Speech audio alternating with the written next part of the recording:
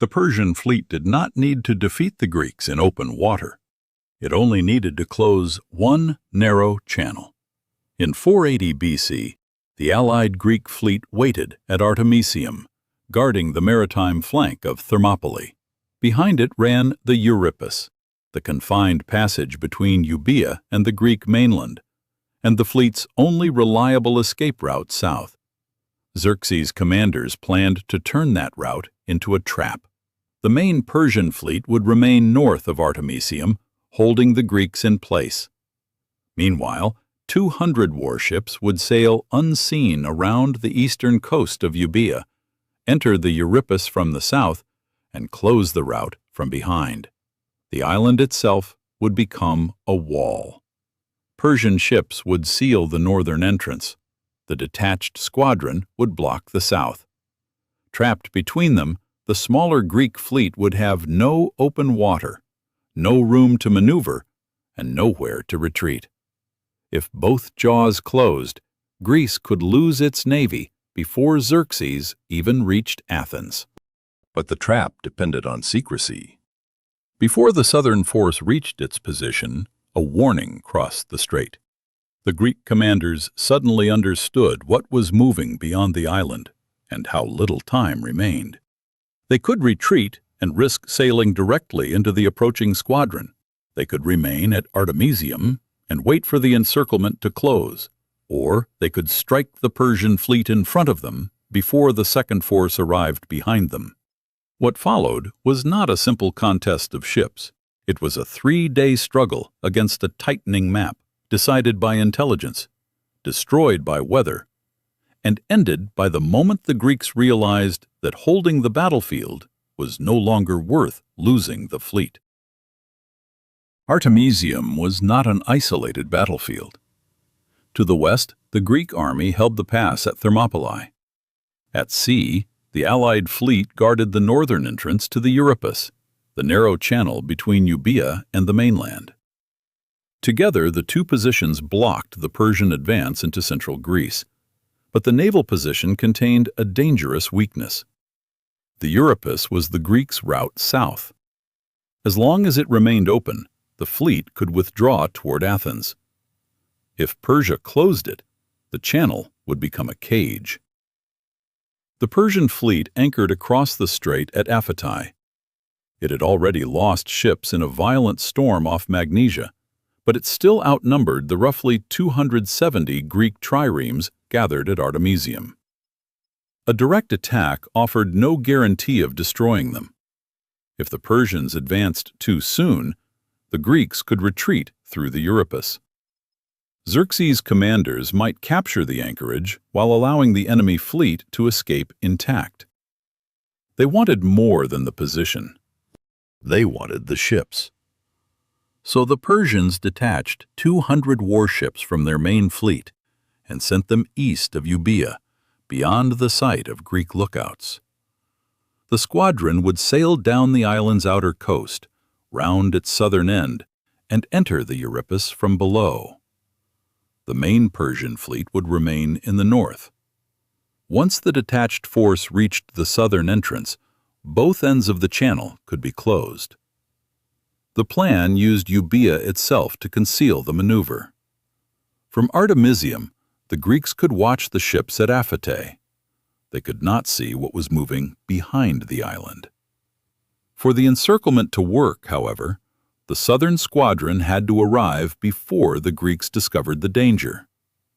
That was where the plan began to fail. Silius of Cyone crossed from the Persian side and reached the Allied fleet. He carried 2 pieces of intelligence. The Persian navy had suffered heavily in the earlier storm, and 200 of its surviving warships had been sent around Euboea. The Greek commanders could now see the trap on the map. One Persian force waited directly ahead of them. Another was moving somewhere beyond the island toward their only route south.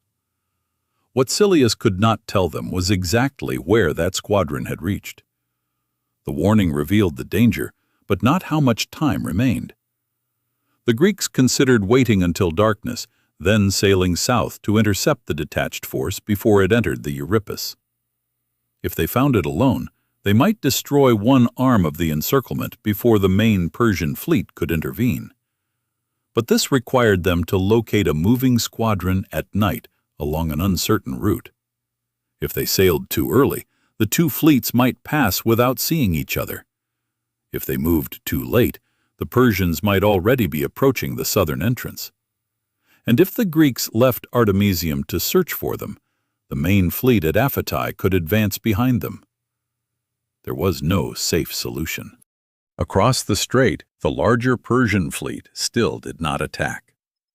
To the Greek commanders, that delay appeared to confirm Silius's warning. The Persians were not hesitating because they feared battle. They seemed to be waiting for the hidden squadron to reach its position. Every hour made the trap more dangerous. The Greeks could not stop the 200 ships directly because they did not know exactly where they were. But they could deny the main Persian fleet an uncontested first day. If they attacked now, they could test the enemy formation, inflict damage, and force the Persians to fight before the encirclement was complete. It was not an attempt to destroy Xerxes' entire navy. It was an attempt to seize the only advantage still available: time. Near evening, the decision was made. The Allied crews boarded their triremes. Oars entered the water. The Greek line moved away from Artemisium and crossed the strait toward Aphetai. The Persians saw the smaller fleet approaching and began extending their formation around it. They believed the Greeks had sailed into open water to be surrounded. But the Greeks already knew that the real encirclement was moving behind Euboea. They were attacking because the larger trap had not yet closed. Fun 2. The First Strike and the Storm. The Greek attack began late in the day. That timing mattered. The Allied commanders were not seeking a decisive battle against the entire Persian fleet. With darkness approaching, they could strike, test the enemy formation, and limit the time Persia had to exploit its superior numbers. The Persians saw something very different. A much smaller fleet was rowing directly toward them. To Xerxes' commanders, the Greeks appeared to be abandoning the protection of Artemisium and exposing themselves in open water. Persian ships moved outward, extending their line around the approaching force. Their intention was immediate: surround the Greeks and destroy them before nightfall. The Greek formation began to contract. Instead of maintaining a long battle line that the Persians could envelop, the Allied triremes drew their sterns inward and turned their bronze rams toward the enemy. Seen from above, the fleet formed a defensive ring, with its warships pointing outward in every direction. The formation sacrificed movement for survival. Inside the circle, the Greeks had little room to accelerate. Their triremes could not build the speed required for a powerful ramming attack. But the Persians also could not approach without facing a line of bronze beaks. The larger fleet had surrounded its opponent. It had not yet broken it. For the Persians, numbers were becoming difficult to use. The ships on the outer edges of the formation pressed forward, while those behind them struggled to find a clear path to the enemy. Oars overlapped. Hulls crowded one another. Commands became harder to follow as more vessels entered the confined battle space. The Greeks waited inside the ring. Then the signal came. The defensive circle opened into an attack. Greek triremes surged forward in short, concentrated movements. Some drove their rams toward exposed Persian hulls. Others struck at oars, trying to disable enemy ships and leave them unable to maneuver. The objective was not to pursue the Persian fleet across the strait. It was to create confusion, seize whatever advantage the compressed battlefield offered, and withdraw before superior numbers could reorganize around them. According to Herodotus, the Greeks captured 30 Persian ships during the fighting. They also took an important prisoner, Philion, the brother of Gorgas, king of Salamis on Cyprus, who was serving in the Persian fleet. The number was not enough to change the balance of naval power, but the attack achieved something more immediate. The Persians had expected the smaller force to collapse once surrounded. Instead, their own formation had become crowded, and the Greeks had demonstrated that they could strike from inside the attempted encirclement. The battle continued until darkness made coordinated fighting increasingly dangerous. Neither side could clearly identify every ship around it. In close water, a trireme turning at the wrong moment could collide with an ally as easily as an enemy. The approaching night threatened to turn an organized battle into a mass of isolated hulls. The fleets disengaged. The Greeks returned toward Artemisium. The Persians withdrew to Aphetai. The result was limited but important. The Greeks had not defeated Xerxes' main fleet. They had not removed its numerical advantage, and they had not stopped the 200 detached ships moving somewhere beyond Euboea. But they had denied the Persians an uncontested first day. They had survived an attempted tactical encirclement, damaged enemy ships, and returned to their anchorage before the larger strategic trap had closed. That larger danger still remained. Beyond Euboea, the detached Persian squadron continued south along the island's exposed eastern coast. Its mission had not changed. It still had to round the island, enter the Euripus from below, and block the Greek retreat. The Allied fleet could resist the force at Aphetai. It could not remain at Artemisium once those 200 ships reached the southern exit. Then the weather changed. As night covered the strait, heavy rain descended. Thunder rolled across the water, and the sea began carrying wreckage and bodies from the day's fighting toward the Persian anchorage at Aphetai. For crews already operating along an unfamiliar coast, the darkness and storm created confusion. The sounds of damaged vessels and debris striking hulls made it difficult to understand what was happening beyond the anchorage. But the main fleet was not in the most dangerous position. The detached squadron was still sailing beyond Euboea. There the ships had no protected anchorage and no reliable view of the coastline. The eastern side of the island opened directly onto the Aegean. Wind and waves drove the vessels toward a coast marked by rocks and few safe places to shelter. The storm struck the squadron near the area ancient sources called the Hollows of Euboea. The force sent to complete the encirclement was caught at sea. Ships lost formation in the darkness. Some were driven toward the coast. Others collided or broke apart under the force of the water. The same route that had hidden the squadron from Greek observation now left it isolated from the main Persian fleet. No help could reach it from Aphetai. The main fleet was north of the island. The detached force was trapped beyond its eastern coast. Euboea, which had been intended to conceal the Persian maneuver, now separated the squadron from every source of support. Ancient accounts describe the force as being destroyed. The precise scale of the losses cannot be reconstructed with certainty, but the strategic result is clear. The squadron meant to close the southern entrance never completed its mission. The storm did what the Greek fleet could not. It eliminated the southern arm of the encirclement. By morning, the map had changed. The main Persian fleet still held Aphetai. It still possessed more ships, and it still threatened Artemisium from the north. But the Greeks were no longer facing an enemy behind them. The Euripus remained open. Their escape route had survived. The first Greek attack had denied Persia an uncontested opening day. The storm then destroyed the force that was meant to complete the encirclement. But escaping the trap was not the same as winning the battle. The Persian fleet remained across the strait, and both sides were preparing to fight again. On the second day, the Greeks would discover that the destruction of the hidden squadron had created something they had not possessed before: a chance to attack an isolated part of Xerxes' fleet on their own terms. Morning brought two pieces of news to Artemisium.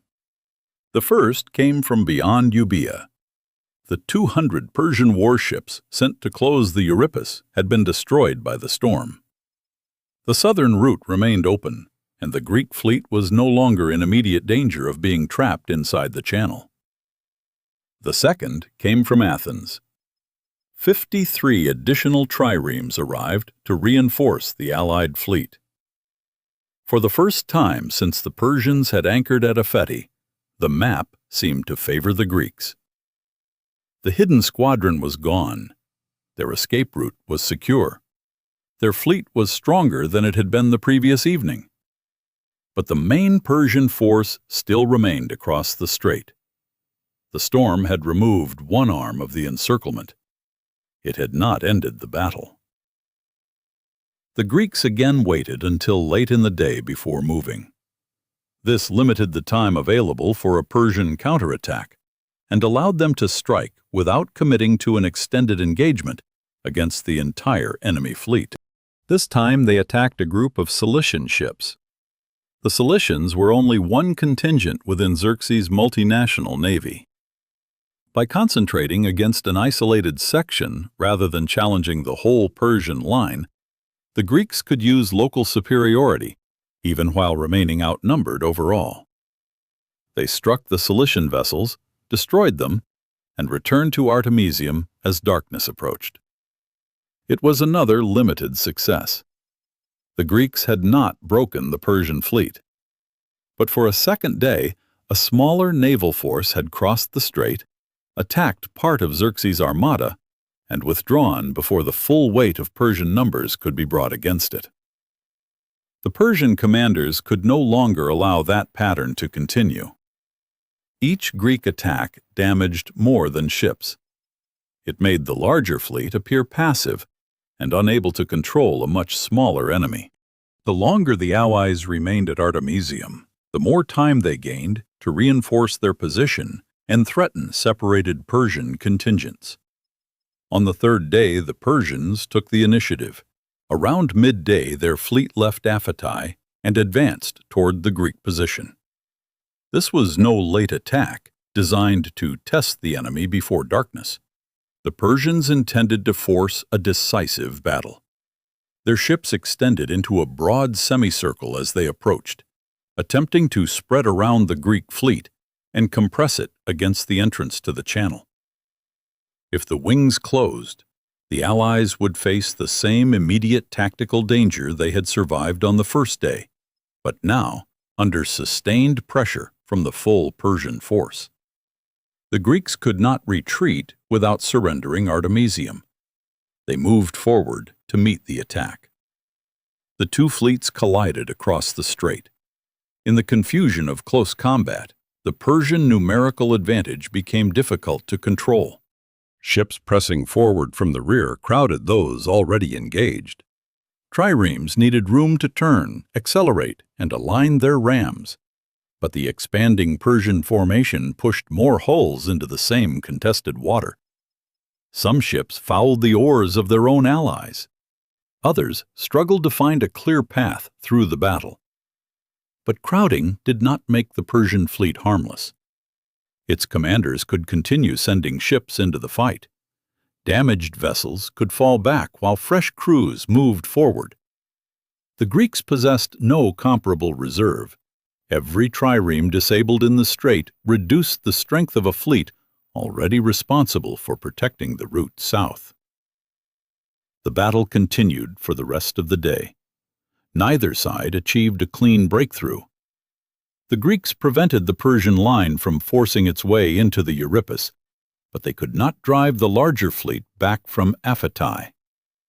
The Persians inflicted serious damage, yet failed to destroy the Allied navy or close its escape route. When darkness ended the fighting, Both fleets had suffered heavily. The losses may have appeared roughly balanced in the water. Strategically, they were not equal. Persia had begun the campaign with the larger fleet.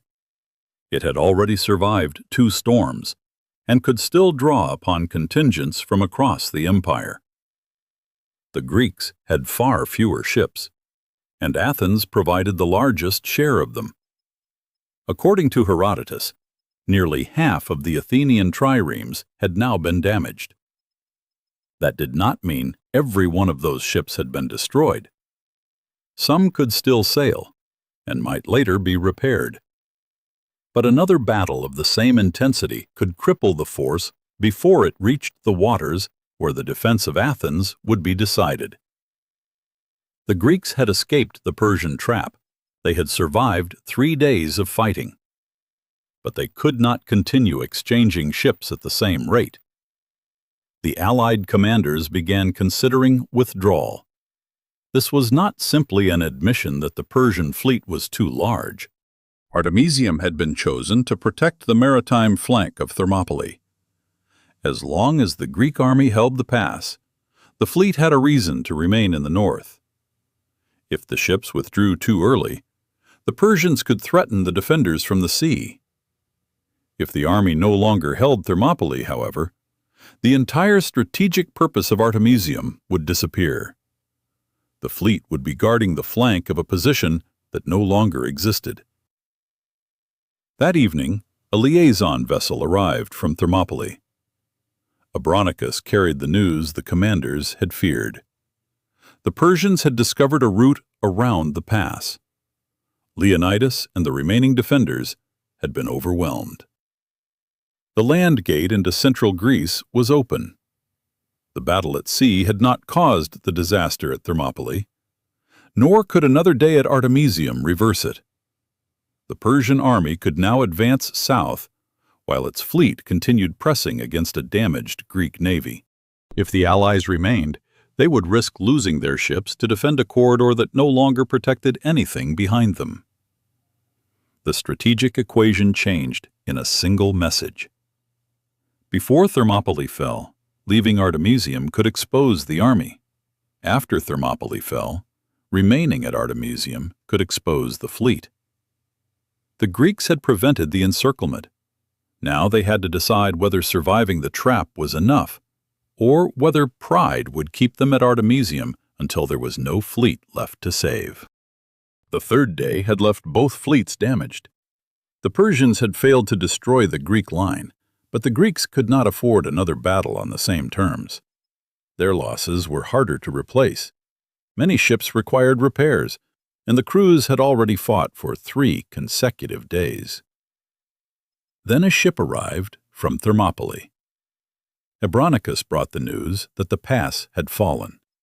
Leonidas and the defenders had been overwhelmed, and the Persian army was now free to advance into central Greece. That single message changed the purpose of Artemisium. The Greek fleet had remained there to protect the seaward flank of the army at Thermopylae. As long as the pass held, the 2 positions supported each other.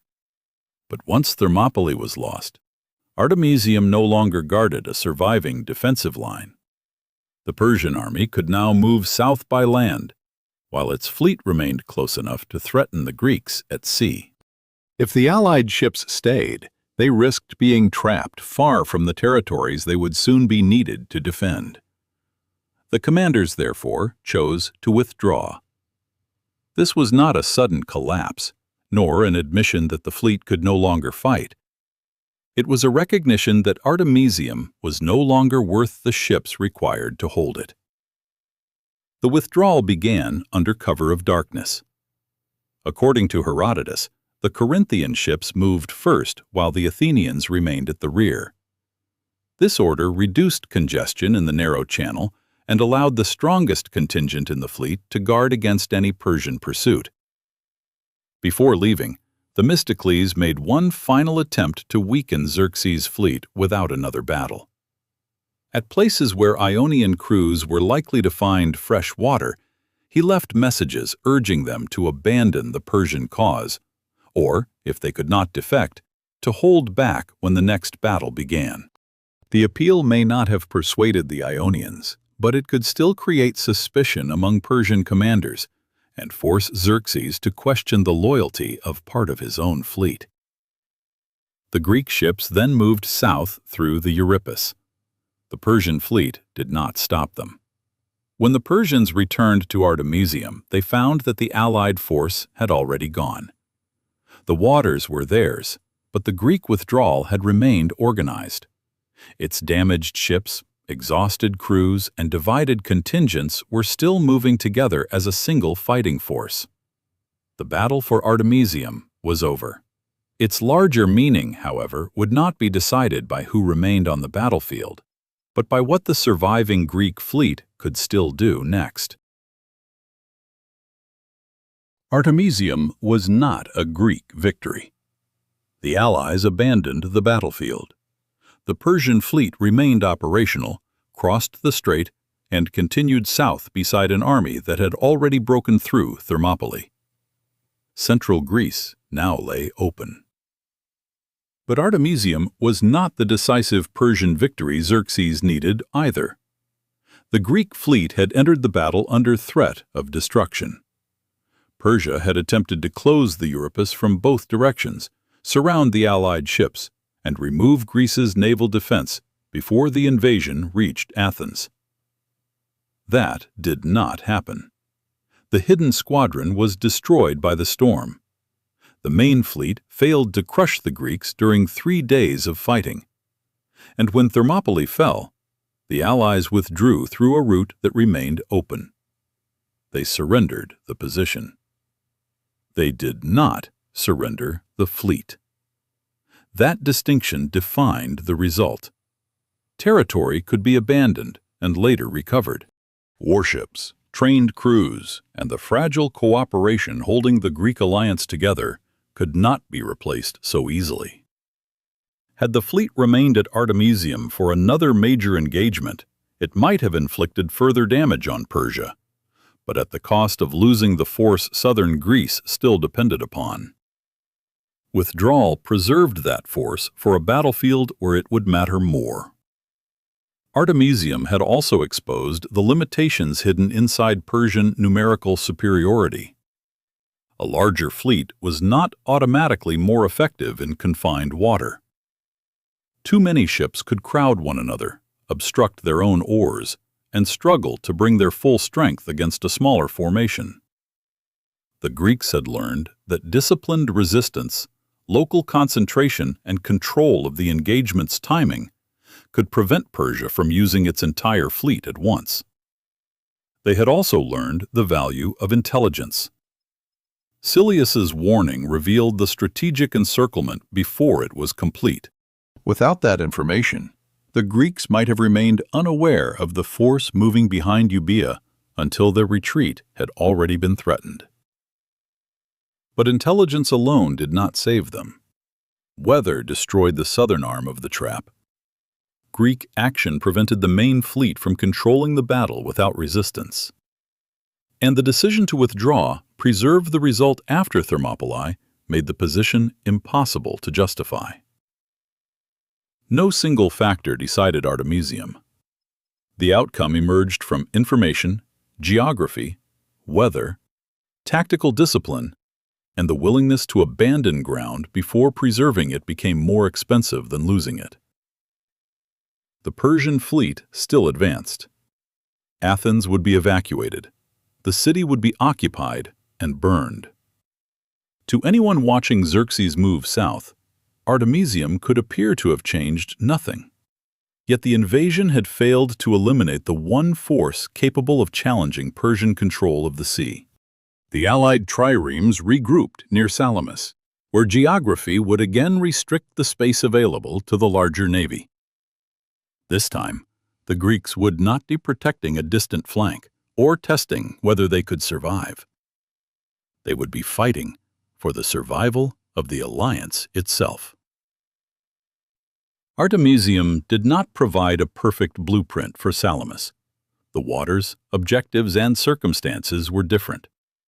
But it gave the Greeks hard evidence that Persian numbers could be compressed, that a smaller fleet could remain effective in narrow water, and that survival depended on refusing the kind of battle Xerxes wanted.